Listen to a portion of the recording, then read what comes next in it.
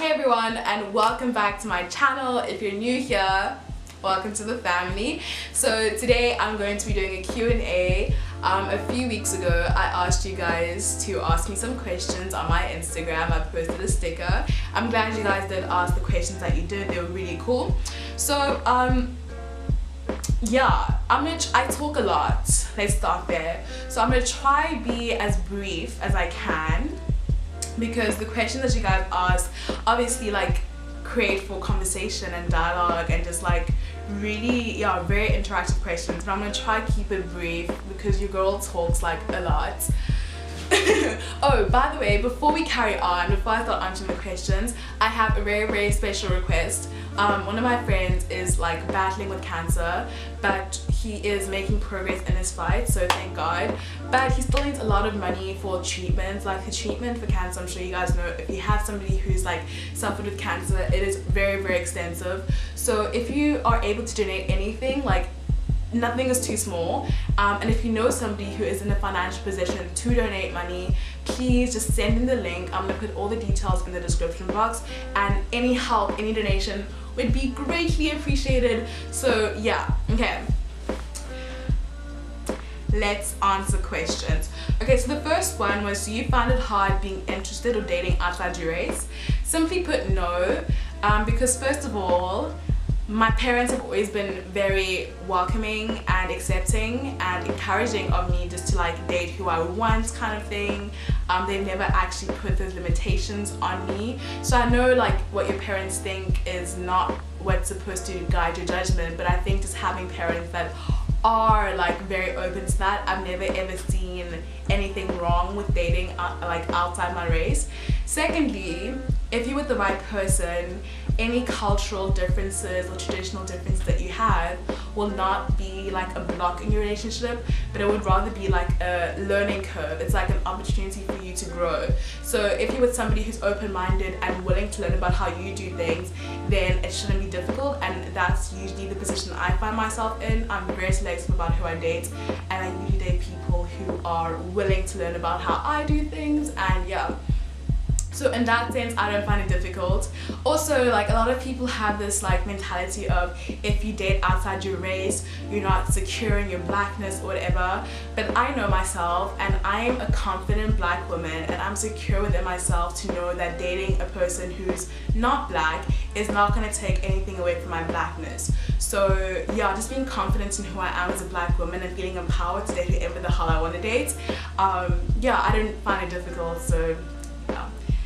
Just love who you want to love, okay? Like just love who you want to love. That's like the best way I can put it, because love has no boundaries. Like love transcends all things. So yeah, I hope that answered your question. All right, next question. What are the pros and cons of living in Cape Town versus living in Joburg? So that was a burp, oops. So the cons and pros of living in Cape Town. Okay, so let's look at the pros. I mean, the list is endless. Like the beach is like literally right here. There's so much nature. I love nature, so I thrive in Cape Town because there's so much to do that is like nature based. There's mountains, beautiful hiking trails, the ocean, like it's amazing. A lot of vegan and vegetarian restaurants, a lot of options for people who don't eat meat like me. There's just like a huge international pool of people. You meet people from like Angola, Namibia, Kenya, like everywhere in Africa, and like internationally you meet people from Germany, like France. It's so cool, guys, just to have so many people from different places in one space. I don't know, it's just very hipster. The fashion and like the creative industry is very thriving in Cape Town, so that's also incredible. Like the creatives here like are doing all the things. But yeah, I could go on about the pros of Cape Town. The cons,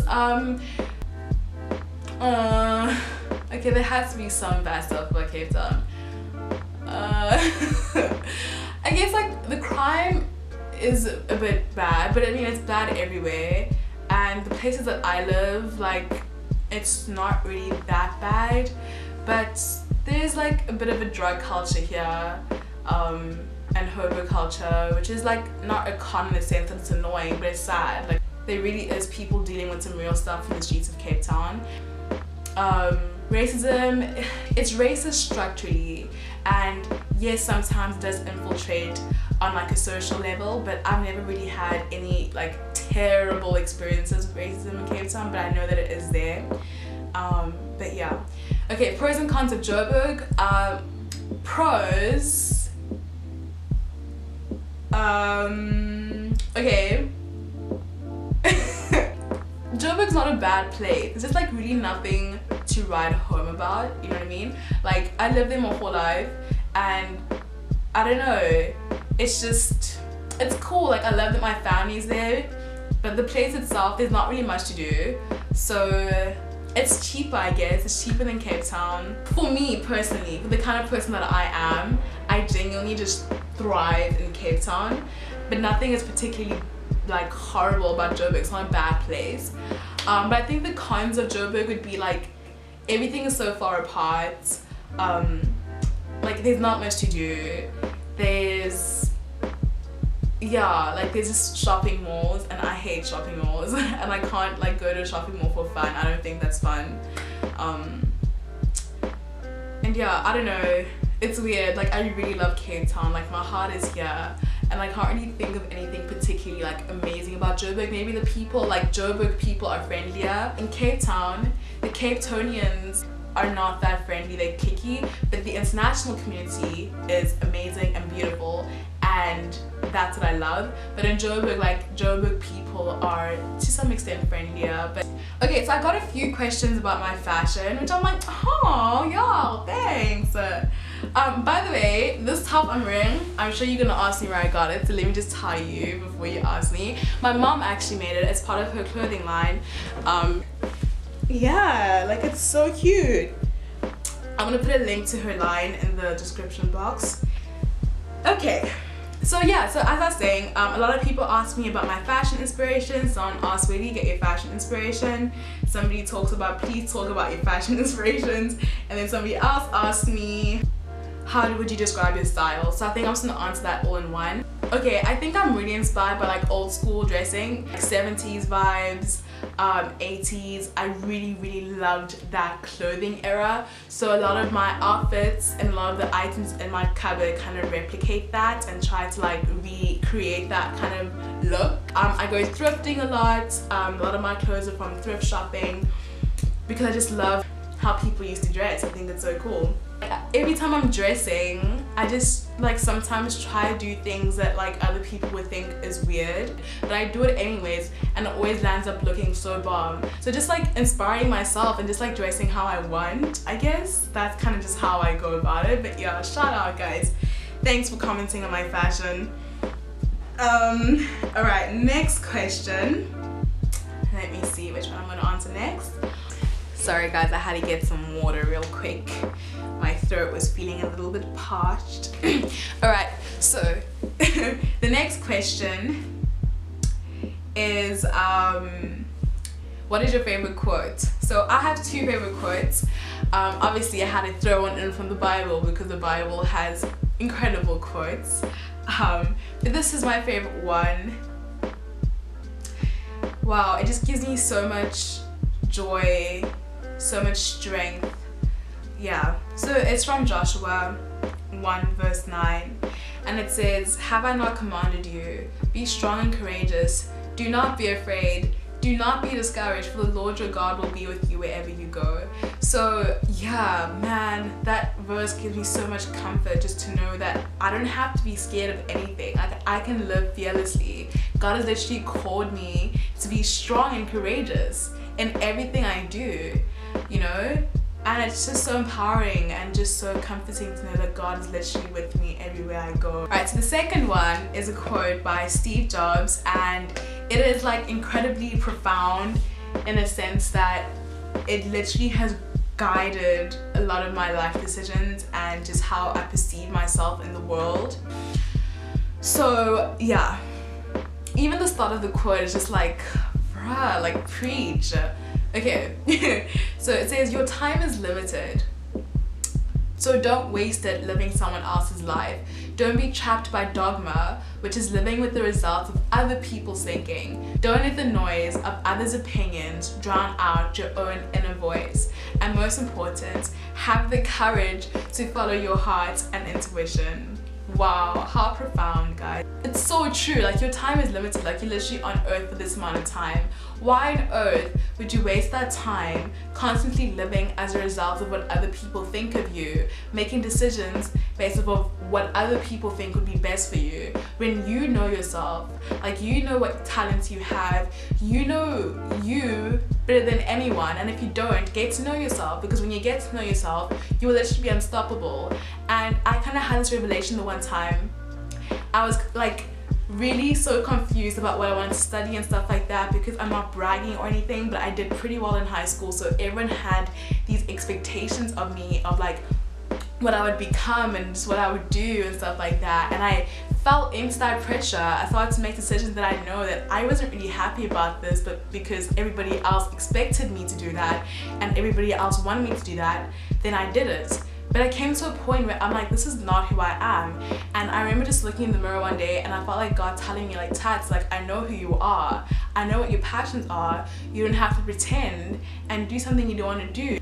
Whoa, it just changed everything for me, and realizing that, like, I'm ultimately in control of my life and I have to take responsibility for a lot of decisions, and I need to create my own future. I need to create my own reality, actually, by just doing things that I know would be beneficial for me. So I think I'm gonna answer 2 more questions. So what's your worst fear? Simply put, reaching the end of my life and regretting not doing more and not living the fullest life I could have lived. Reaching old age and realizing that I didn't travel enough, I didn't like love enough, I didn't live out my true dreams, like that kind of thing I do fear. And that's why I like always try to do the most because I don't want to reach the end of my life and like regret things. That's like a big fear of mine. What is your biggest passion? So I've got a few passions. First of all, I'm passionate about God and just spirituality. I'm just very in love with God and all that He is, so that's like a passion for me. I guess you could call that a passion. Like, it's like a passion, something that you're excited about, something that sets you on fire, something that motivates you, something that you're like in love with. And yeah, I'm in love with God, so I think that's one of my biggest passions. I'm like passionate about like creating and fashion. Like, I'm a very creative person, so doing that stuff really gets me excited. I'm also passionate about social justice, which is why I'm pursuing the degree path that I am. I'm very passionate about helping people, empowering people who are in positions of disempowerment. So I'm really passionate about social justice and just like making a change in my sphere of influence however I can. Yeah, I think that's it for today. Thank you for watching if you watched the whole video. I have to decide what I'm gonna do for my next video, but yeah, I'm gonna have content, don't worry. I never know what content I'm gonna have, but God just always pulls through for me. But yeah, I'm gonna try have weekly videos for you guys as much as I can. But yeah, alright, I will see you soon. Thank you for watching, I appreciate it. Thank you for the support. I mean, shout out, y'all. Like, I literally had my channel for what, like 2 weeks? And you guys are really like given me like so much support, and 200 subscribers in 2 weeks is crazy. I mean, maybe for some people it's not a lot, but I'm honestly so grateful. But anyways, thanks for watching, and I'll see you guys soon in my next video. Love and light to all of you, and thanks guys, bye.